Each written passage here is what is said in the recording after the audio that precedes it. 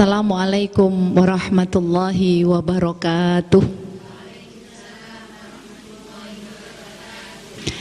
Bismillahirrahmanirrahim. Alhamdulillahi rabbil alamin. Wabihi nasta'inu ala umurid dunya waddin. Wassalatu wassalamu ala ashrafil anbiya'i wal mursalin, Sayyidina wa habibina wa syafi'ina wa qurrati ayunina Sayyidina wa maulana Muhammad wa ala alihi wa sahbihi ajma'in, amma ba'du.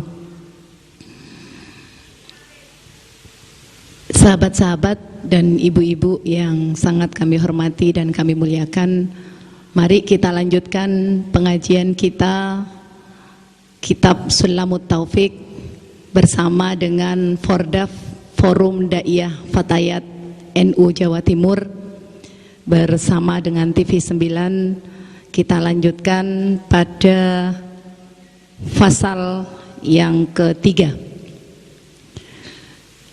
A'udzubillahi minasyaitonirrajim. Bismillahirrahmanirrahim. Qala al-muallif rahimahullahu ta'ala wa nafa'ana bihi wa bi'ulumihi wa ulumina wa ulumikunna fid dharaini, amin. Bismillahirrahmanirrahim. Faslun, utawi iki iku fasal.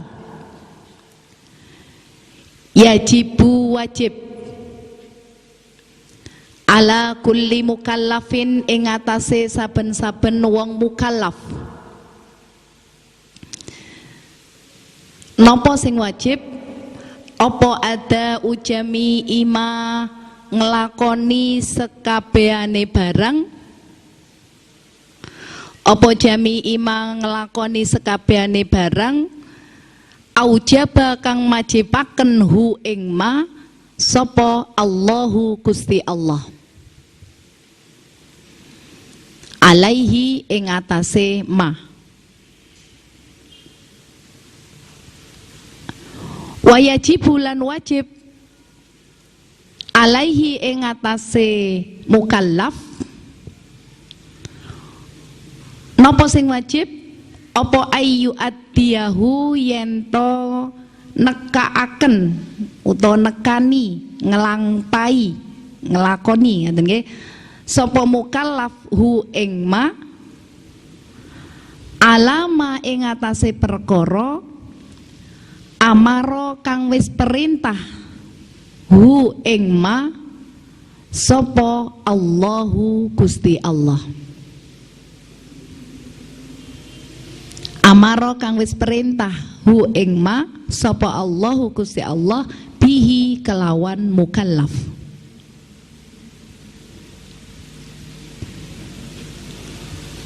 Apa kang diwajibaken mau? Minal ityani saking ngenten nek ngaos niku minal ityani bayane niki keterangane. Bayane minal ityani saking nekani utawa ngelampahi biarkanihi kelawan pira-pira rukune ma wa syurutihi lan pira-pira syarate ma. Wayajtanibu lan ngedoi, wayajtanibu lan ngedoi sapa mukallaf mubtila tahu ing pira-pira perkara kang batalaken ma. Mubtila tahu ing pira-pira perkara kang batalaken ma. Nah, jadi pasal ini menjelaskan kepada kita bahwa semua orang mukallaf. Siapa sih orang mukallaf itu? Sinten tiyang mukallaf niku? Orang mukallaf itu adalah akilun wa baligh.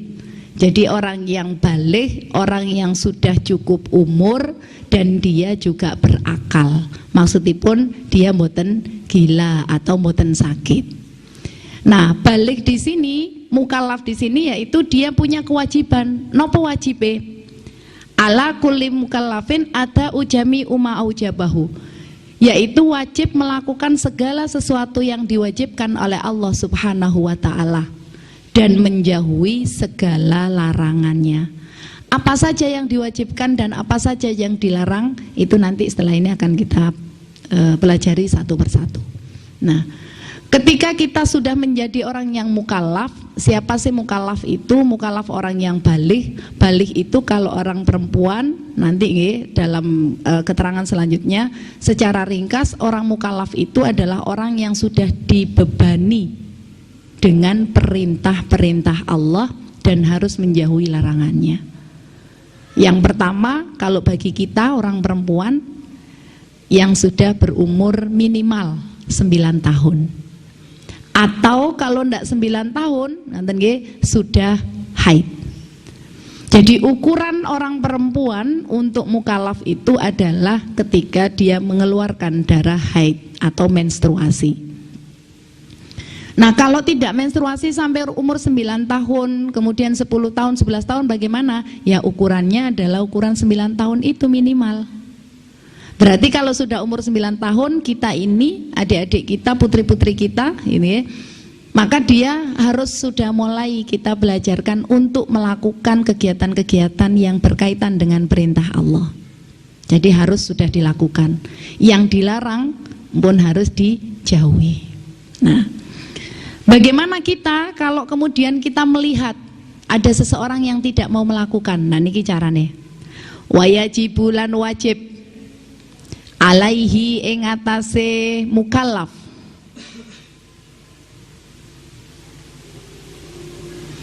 wayajibulan wajib alaihi ing atase mukallaf apa amroman ing merintah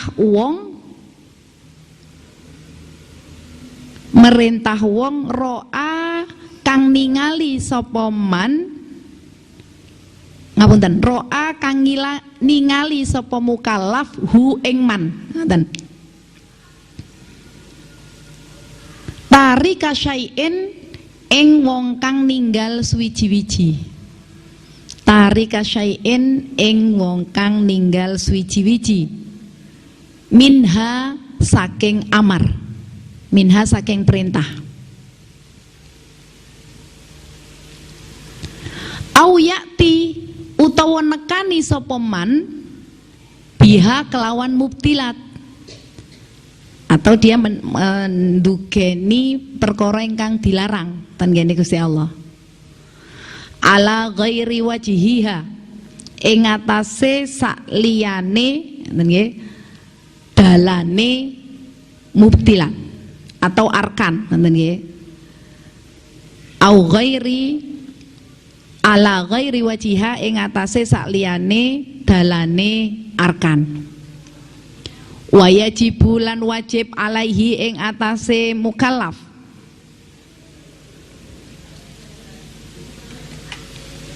wayajibulan wajib alaihi ing atase mukallaf apa kohruhu maksa ngelakoni ngoten nggih maksa kelawan kuat. Jadi kohrun itu memerintah tetapi dengan paksa. Bagaimana caranya orang yang diperintah itu dia mau melakukan? Itu kohrun. Kohrohu ing napa maksa ngoten nggih, maksa man. Nggih. Ala zalika ing atase mengkono-mengkono perkara kang ditinggal. Dados nek enten tiyang kok kedah ngelampani salat, kok dhek mboten salat, terus kula lan jenengan niki semerap, maka kita harus ngajak. Lah nek tiyange mboten purun, ya napa carane ngejake niku rada dipeksa. Nah ngaten. In qadara lamun kuwasa sapa man, jika memang dia mampu ngaten. In qadara lamun kuwasa sapa man alaihi ing atase ada. Alaihi ing atase ngelakoni. Alaihi ing atase ngelakoni perintah utawa ninggalaken larangan.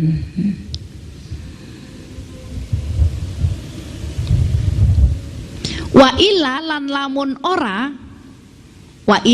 lamun ora mampu Fayajibu mongko wajib alaihi ing atase mukallaf apa al ingkaru.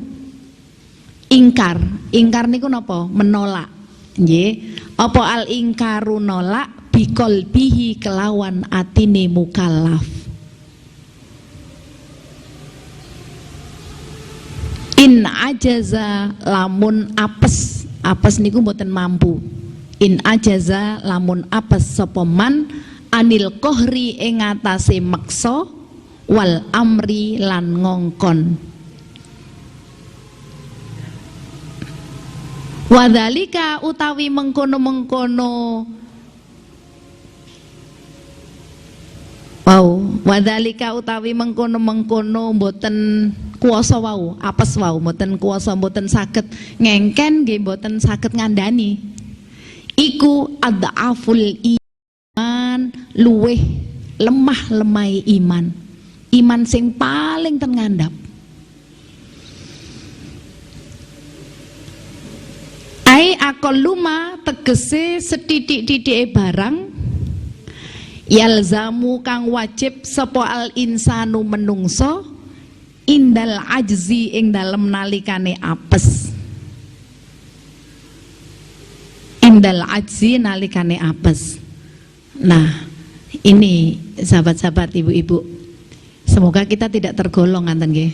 Karena ternyata menurut Syekh Nawawi ini beliau menyampaikan jika kita mampu mengajak orang yang belum melakukan perintahnya Allah atau belum mau meninggalkan larangannya, maka kita termasuk orang yang paling lemahnya paling di bawah. Jadi imannya niku paling ten ngandhap. Cara iman niku naik tangga nggih. Kita naik tangga niku lah mesti enten tangga 1, 2, 3, 4 sampai terakhir ngaten nggih. Lah niki iman niku, iman kula lan panjenengan niki kalau wingi lak kita belajar tentang murtad. Nggih. Sekarang kita sudah mulai masuk bagaimana cara kita untuk bisa menjadi orang yang mukmin sempurna. Itu dimulai dari sebuah keterangan, jika kita ini melihat orang-orang yang belum mau melakukan kewajiban atau belum meninggalkan larangannya dan kita mengajaknya, itu termasuk kita beriman dalam tingkatan yang kedua. Tapi kalau kemudian kita tidak punya kemampuan untuk mengajak, satu karena takut, kan bisa jadi nggih, atau karena nanti kalau saya ngajak nih dianggap kita ini sok pinter misalnya. Loh, ada rasa sok niku nggih mboten tangsal. Dan itu termasuk yang paling rendah imannya. Nek ngonten berarti nggih ngajak ngaji, ngajak sholat, nggih ngajak belajar, niku berarti termasuk bagian dari iman. Ngaten maksudnya. Napa malih nek panjenengan purun ngaji, mangke wangsul purun ngelampahi.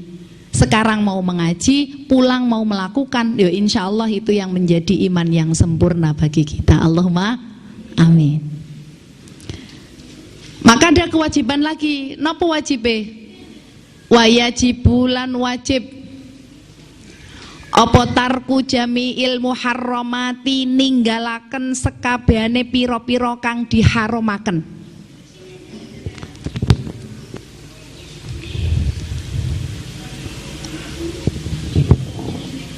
Kita juga punya kewajiban yang kedua. Kalau tadi yang pertama adalah melakukan kewajiban, yang kedua adalah kewajiban untuk meninggalkan perkara yang haram.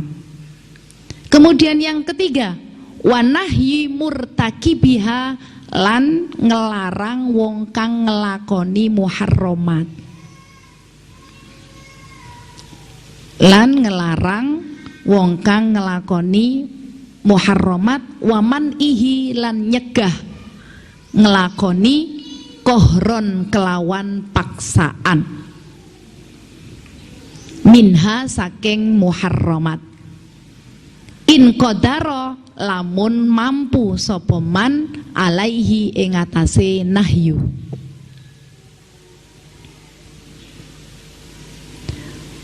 Wa illa lan lamun ora mampu, wajaba mongko wajib alaihi ing atase mukallaf apa ayyung karo, yento ngungkiri, yento nolak Dzalika ing mengkono-mengkono nahyu murtakibi hawa man ihi biqalbihi kelawan atine mukallaf. Lan enten malih wa mufariqati maudhi'il ma'siyati lan misah nggone dilakonine barang kang haram. Jadi kita juga harus menjauh dari itu. Nah, ini juga agak berat mungkin ke. Jadi kalau ada hal yang menurut kita tidak boleh oleh syarak, menurut kita itu adalah hal yang diharamkan oleh Allah, maka hal itu harus kita cegah. Kita sendiri tidak boleh melakukan, kita juga berkewajiban untuk melarang orang untuk tidak melakukan. Contohnya minum-minuman keras misalnya, mabuk-mabukan, pakai sabu, ya ada. Pil kuplu gitu.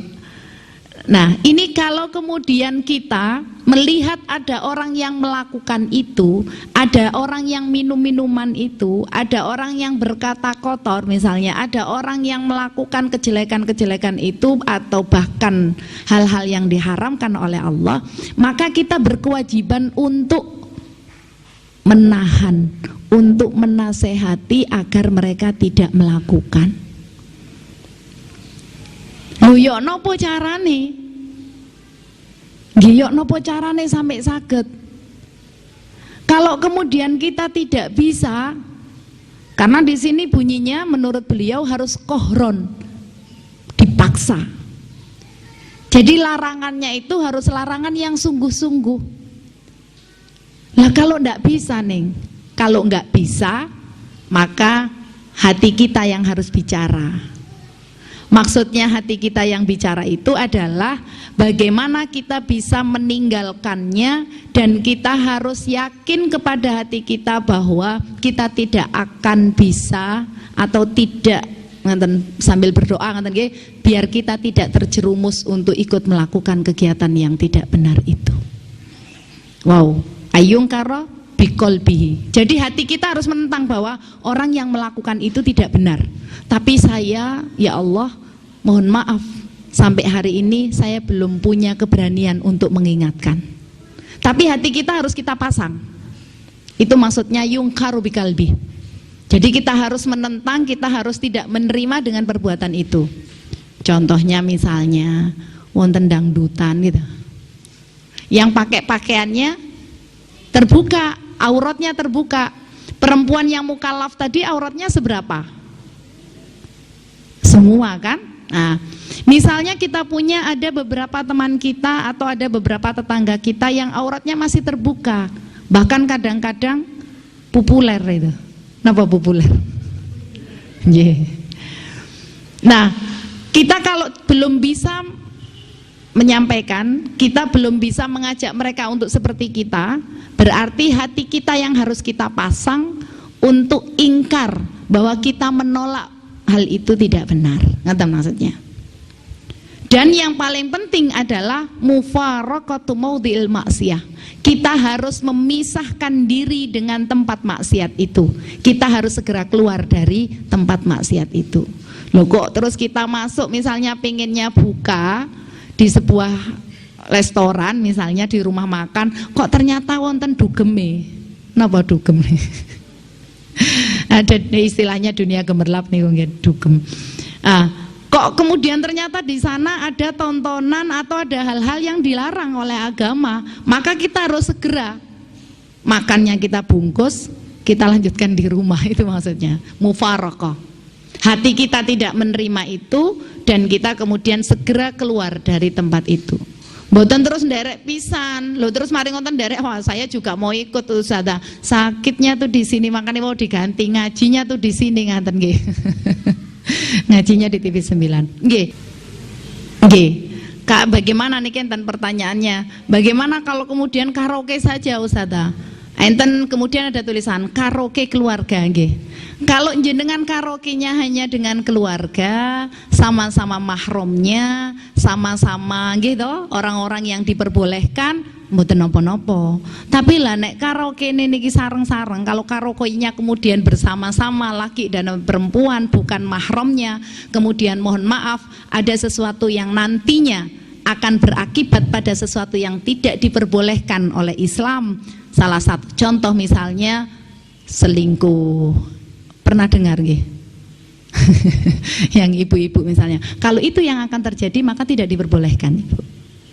Tapi selama kita sendiri, ini ada teman-teman fatayat saja, semua teman-teman fatayat, semua ibu-ibu muslimat, kita karaoke bersama misalnya. Mboten napa-napa.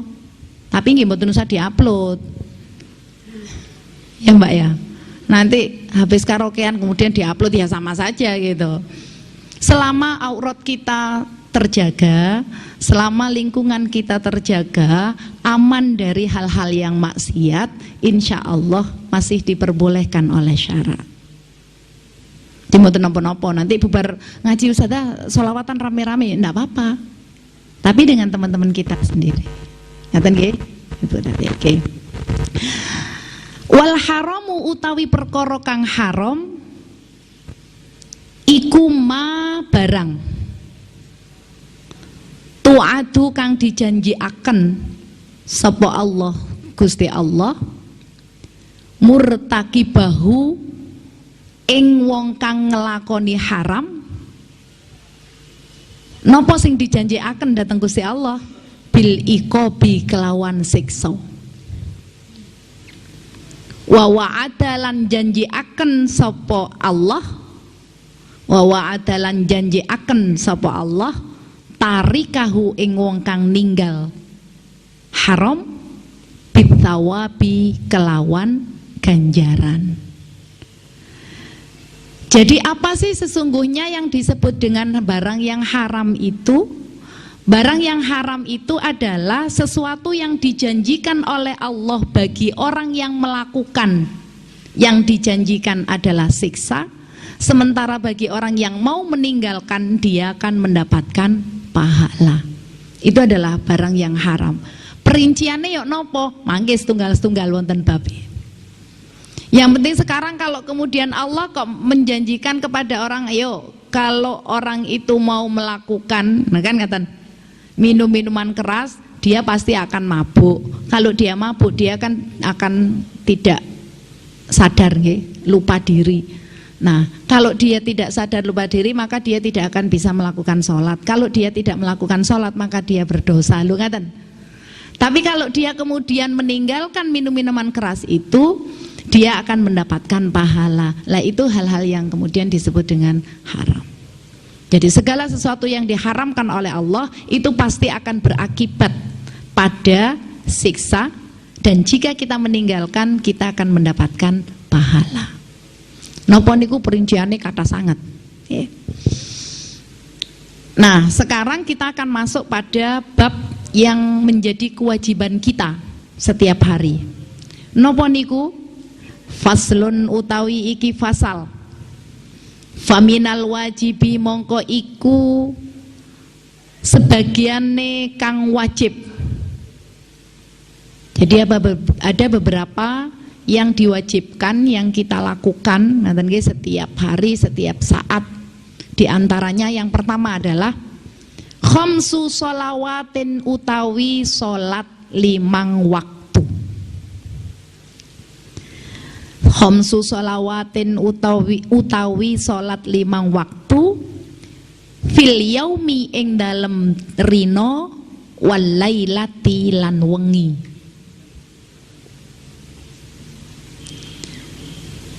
Salah satu kewajiban kita adalah salat 5 waktu sehari semalam. Jadi sehari semalam, sehari penuh, sehari utuh 24 jam itu kita berkewajiban melakukan sholat selama 5 waktu. Apa saja sholat waktu itu? 5 waktu itu yang pertama, adzuhru yaiku sholat duhur. Wa waktuha utawi waktune sholat duhur.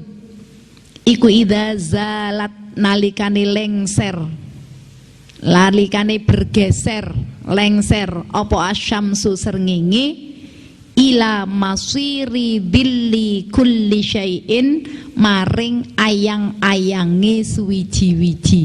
Napa ayang-ayang niku? Bayang-bayang nggih, bayangan. Lengsere ten pundi, gesere ten pundi ayang-ayange mithlahu maring sepadane dilli kulli syai'. Ghairu dhillil istiwa'i sakliyane ayang-ayange istiwa. Waktu istiwa niku tepat. Waktu tepat ten nginggil.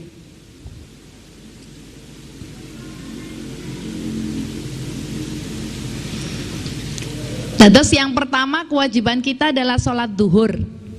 Sholat duhur itu adalah kewajiban kita untuk melakukan yang pertama mulai dari awal waktu zuhur istiwa, nggih, di tengah sedikit. Jadi matahari pas di tengah kita itu kemudian lengser sedikit. Tadi kan ghairu waktul istiwa. Sampai nanti bayang-bayang kita itu menyerupai persis dengan benda itu. Kalau kita berdiri, nggih, coba jenengan itu sampai waktunya habis itu. Kalau kemudian bayang-bayangnya ini niku panjangnya sama dengan barang itu, maka waktu zuhur sudah habis. Alah, ning sakniki kok angel men wong enten jam kok. Nggih ta? Sekarang sudah ada jam. Loh, itu bagian dari kewajiban kita untuk mengetahui ilmu pengetahuan. Karena ngenten, kalau dalam satu daerah di wilayah Surabaya ini kok sekarang sudah tidak ada lagi yang belajar tentang ilmu falak, tidak ada lagi belajar orang yang mengetahui tentang belajar tentang kapan waktu istiwa ini, kapan waktunya habis sholat duhur. Kalau mboten wonten sing belajar blas niku sak Surabaya niki dosa sedanten. Kenapa? Karena belajar ilmu falak itu, belajar ilmu tentang waktu ini adalah merupakan fardu kifayah. Sama dengan ketika kita merawat atau mensolati sholat jenazah. Kalau sudah ada satu yang melakukan, sampun gugur semua kewajiban kita. Tapi kalau nanti semuanya tidak ada yang ikut, tidak ada yang belajar, maka dosa semua. Nah, kalau nek kula lan jenengan jagakno napa jagakno itu? Kalau kita napa jagakno ini napa bahasa Indonesia yang jagakno? Mengandalkan. Mengandalkan. Nek mengharap niku lah ini mengandalkan nggih. Kalau kita hanya mengandalkan orang lain, ternyata kemudian orang lain itu tidak ada sama sekali yang belajar. Nah, kita berdosa semua. Makanya bagian dari ini biar kita tidak menjadi orang yang berdosa, kita juga belajar tentang ini.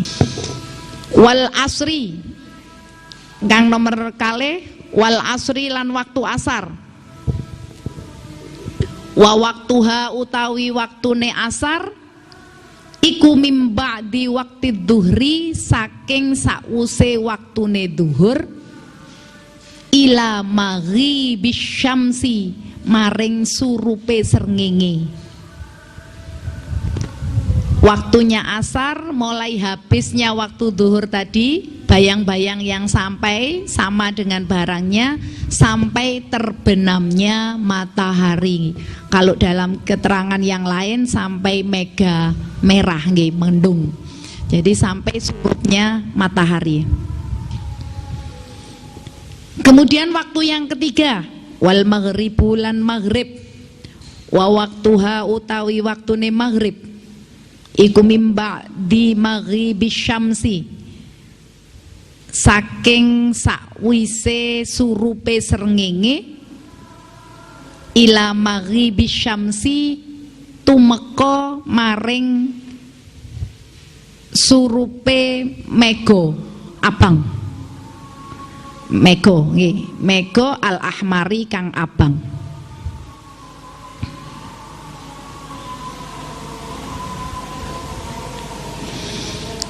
Jadi yang ketiga adalah sholat maghrib. Sholat maghrib itu dimulai dari habisnya waktu sholat asar atau terbenamnya matahari sampai terbenamnya mega merah. Jadi kalau sore itu kita melihat kan ada sinar merah, kemerah-merahan itu sampai habis, maka waktu maghrib juga habis. Makanya waktu maghrib itu sangat sedikit, sama dengan waktu sholat subuh. Kemudian yang keempat, wal isya, ulan isya, sholat isya, wa waktuha utawi waktune isya iku mimba di waktil maghribi saking sause waktune maghrib ila tulu il fajri maring muncule fajar as-sodiki kang bener. Kalau waktunya sholat isya dimulai dari habisnya waktu sholat maghrib sampai munculnya fajar sodik. Lu enten fajar sodik, ada fajar yang bener, ada fajar kadhib. Berarti kebalikannya, ada fajar sodik, wonten fajar kadhib. Apa fajar sodik? Fajar sodik itu adalah fajar yang benar-benar. Yang fajar kadhib, fajar yang enggak bener. Lo gimana fajar mboten bener? Nanti napa mboten jenengan ningali? Pernah lihat atau tidak? Misalnya, jadi di malam hari itu, kalau jenengan mau memperhatikan, kita membiasakan sholat malam gitu ya. Kalau kita memperhatikan, kadang-kadang itu di malam hari itu tiba-tiba waktunya itu seperti sudah mau subuh. Bahkan kadang-kadang sudah mau subuh, seperti sudah subuh. Padang sekali. Padang sekali. Kadang-kadang kita masih jam 3, kadang setengah 3 itu kadang-kadang sudah ada fajar kadhib. Padang sekali. Tapi setelah itu beberapa saat kemudian gelap lagi, seperti malam lagi, nggih. Itu namanya fajar kadhib. Nah, yang dimaksudkan habisnya waktu sholat isya itu adalah kalau fajar sodik. Fajar yang begitu memang sudah mulai padang gitu ya, sudah mulai gelapnya hilang, gelapnya malam itu hilang sampai kemudian menjelang subuh sampai subuh. Tapi kalau habis padang kok kemudian tiba-tiba gelap lagi, itu namanya fajar kadhib. Dan waktu sholat isya belum habis. Kemudian wasubuhu lan utawi subuh. Yang kelima, sholat yang terakhir adalah waktu subuh. Wa waktuha utawi waktune subuh iku min ba'di waqtil isya'i awet saking sause waktune isya ila tulu'i syamsi tumeka maring muncule srengenge.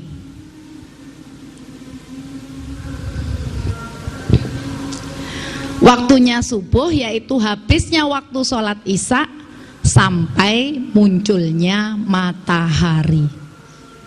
Berarti yang paling panjang waktunya sholat apa, Ibu? Sahabat, sholat isya. Yang paling mepet waktunya sholat subuh dan maghrib. Nah, karena yang mepet ini waktunya sholat subuh dan maghrib, berarti kalau maghrib dan subuh itu ya harus segera. Begitu kita mendengar, mendengar adzan atau mendengar tanda-tanda sebelum adzan, biasanya ada tarhim dulu, ada qiraah dulu. Maka kita harus segera tinggalkan seluruh aktivitas kita. Kalau bahasanya anak-anak kita, stop semua kegiatan. 2 menit lagi, stop semua kegiatan, kita akan melaksanakan sholat berjamaah.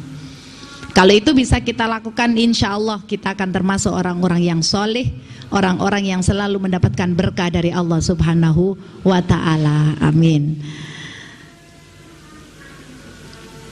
Fatajibu mongko wajib apa hadhil furudu iki piro-piro fardu tadi, fardu yang 5 tadi, fi auqatiha ing dalem piro-piro waktune furud. Sinten sing wajib? Siapa saja yang wajib itu? Ala kulli muslimin ing atase wong Islam, ala kulli muslimin ing atase saben-saben wong Islam, balighin kang baligh, akilin kang berakal, tohirin kang suci.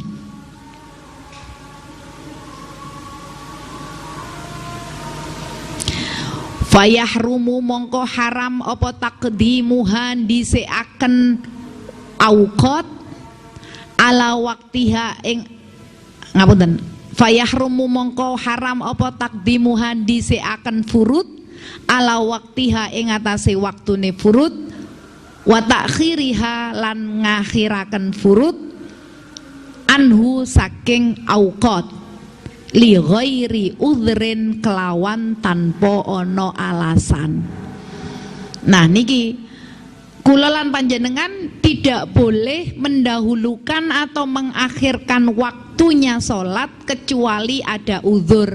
Nopo uzure sholat? Nah, bepergian misalnya gitu. Karena kita bepergian maka nanti ada pembahasan tersendiri, kita boleh menjamak dan mengkosor. Selama tidak ada alasan, boten wonten alasan babar pindah, maka kita tidak boleh menggeser atau mengajukan atau mengakhirkan waktu sholat. Waktu sholat itu ya sesuai dengan yang tadi. Kalau duhur pas tepat setelah lenser istiwa gitu ya, pas matahari di atas kita, kemudian kita akan sampai bayang-bayang sama persis dengan ukurannya. Waktunya itu. Loh kalau begitu sholat jam 2 napa nggih angsal? Boleh. Tapi yang paling bagus adalah begitu kita mendengar adzan, kita akan melakukan sholat. Kemudian fa'in toro'a mongko lamun teko. Fa'in toro'a mongko lamun teko apa maniun perkara kang menghalang-halangi. Fa'in toro'a mongko lamun teko apa maniun perkara kang menghalang-halangi kahaidin koyok dene haid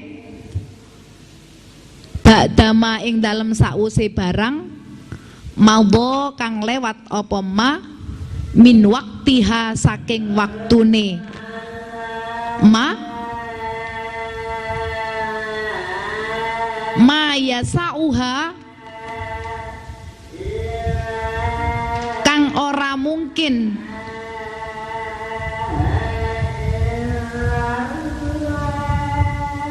Maya sauha kang ora mungkin ing ninggal wa toharoha lan nyuceni manik linahwi salasin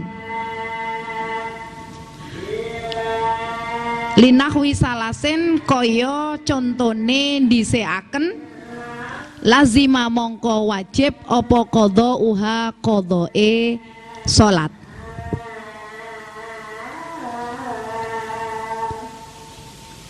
Au zawalul mani'i utawa tumekane perkara kang au zawalul mani'i utawa tekane barang kang kacegah. Manik perkara kang awal teko ngoten nggih. Waqat bagi lan teman-teman tumiba minal wakti saking waktu qadra takbiratin ing dalem kadar takbir. Waktu takbir salat. Lazimat mongko wajib hu ing man. Wa kadzalan iku kaya mengkono wajib ma qablaha ing dalem sadurunge waktu. In jamaat lamun iso dijamak apa waktu ma'aha sartane waktu kang ditinggal. Nah, ini mungkin ini pengertian khusus untuk kita ya teman-teman sahabat Fatayat terutama nggih. Kalau yang ibu-ibu bisa masih masuk, kalau yang sudah manopos mungkin buatan nggih. Ini bagi adik-adik teman-teman sahabat-sahabat Fatayat misalnya. Jika kita sudah masuk sholat waktu, misalnya sekarang ini kita dengar adzan zuhur misalnya. Kemudian kita masih melakukan kegiatan, baik kegiatan itu mengaji atau bekerja atau mengajar gitu. mungkin masih di ini ada mengajar, ada mengaji. Kemudian kita harus belum bisa meninggalkan untuk melaksanakan sholat. Kita masih melakukan kegiatan kita ini sampai ya masa mau mengajar tengah-tengah dipotong kan harus selesai dulu. Atau bekerja ada jam istirahatnya jam 12. Ternyata waktu zuhur kita jam 11.30. Berarti kan kita harus nunggu istirahat setengah jam. Kita lanjutkan kegiatan kita. Ternyata pada saat jam 12 kita istirahat mau sholat, kita mau wudhu, kita mau bersuci, kita toharoh, kemudian kita melihat, loh saya haid gitu, okay? Kemudian kita haid. Maka ketika kita haid itu kan kita tidak boleh melakukan sholat nih. Kita tidak boleh melakukan sholat. Sholat yang sekarang zuhur ini berarti kan kita punya hutang, harus kita catat. Kita catat kita punya hutang sholat zuhur sekarang ini. Nah, kapan nyaurnya, kodoknya? Nanti ketika kita sudah suci. Begitu juga ketika kita harus suci sekarang. Tadi pagi subuh kita melihat mau suci itu masih ada sisa-sisa, masih ada coklat itu misalnya. Nggih, kadang kan begitu. Kita subuh masih ada coklat-coklat, sehingga mau suci itu masih ragu karena masih ada coklat. Akhirnya kita tidak jadi suci, kemudian kita berangkat bekerja. Kita berangkat bekerja, atau yang masih kuliah, berangkat sekolah. Nah, ketika zuhur, tengah-tengah zuhur kita istirahat, mau sholat zuhur itu kita lihat, ternyata sudah bersih. Nggih. Ketika kita sudah bersih, maka kita harus suci dan kita melakukan sholat zuhur. Tapi kalau kemudian zuhur kita melihat, misalnya sekarang ini melihatnya, kita sekarang melihat mau sholat zuhur ternyata masih coklat. Nah nanti berarti kan masih belum suci. Kita tunggu deh waktu asar. Ketika waktu asar selesai, kita kemudian mau wudhu, gitu, kita lihat ternyata sudah bersih. Nah kan kemudian kita suci, kita bersih, kita suci. Yang harus kita sholat, gitu, sholat yang harus kita lakukan adalah sholat asar. Karena kita kan waktu asar nih. Menurut beliau, menurut Syekh Nawawi, yang lebih bagus adalah sholat yang bisa dijamak. Napa sholat yang bisa dijamak? Zuhur dan asar, atau maghrib dan isya. Sholat yang bisa dijamak itu lebih baik menurut Syekh Nawawi diqodho sholatnya. Jadi kalau sekarang tadi haidnya sekarang ini, nggih, maka nanti ketika suci kita mengqodho zuhur dan asar. Atau kita sucinya nanti waktu asar, maka kita mengganti sholat asar dan sholat zuhur. Bisa dipahami nggih? Nah, kenapa? Ini untuk biar hati-hati. Kan kita belum tahu. Iya, kalau kemudian sucinya itu pas asar. Kalau misalnya jam 2 sudah suci, memang benar-benar sudah putih itu, ternyata kita masih melanjutkan kegiatan kita. Sehingga kita kan tidak bisa suci. Padahal harusnya suci kita sudah sejak zuhur itu. Nah, biar kita tidak menjadi orang yang meninggalkan sholat, maka monggo sholat yang ini bisa kita qodho. Jadi sholat yang ada atau yang bisa dijamak berarti bisa diqodho dua, baik yang awal maupun yang belakang. Kalau ada pertanyaan bisa dicatat dulu, insya Allah bisa kita lanjutkan besok pagi karena waktu kita masih panjang gitu, nanti kita akan lanjutkan. Pertanyaannya silakan dicatat, besok di awal bisa ditanyakan. Semoga ilmu yang kita pelajari hari ini menjadi ilmu yang bermanfaat bagi kita, terutama teman-teman Fatayat, baik yang ada di studio maupun di rumah masing-masing. Bersama-sama kita mengaji tentang ini kegiatan yang berkaitan dengan perempuan, dan ini menjadi ilmu yang bermanfaat bagi kita. Wallahul muwaffiq ila aqwamit thoriq. Wassalamualaikum warahmatullahi wabarakatuh.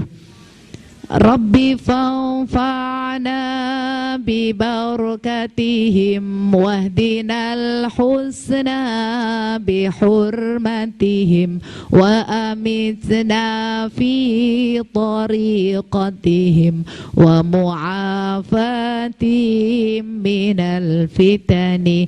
Rabbi fanfa'na bibarakatihim wahdinal husna bihurmatihim wa amitna fi tariqatihim wa mu'afatihim minal fitani.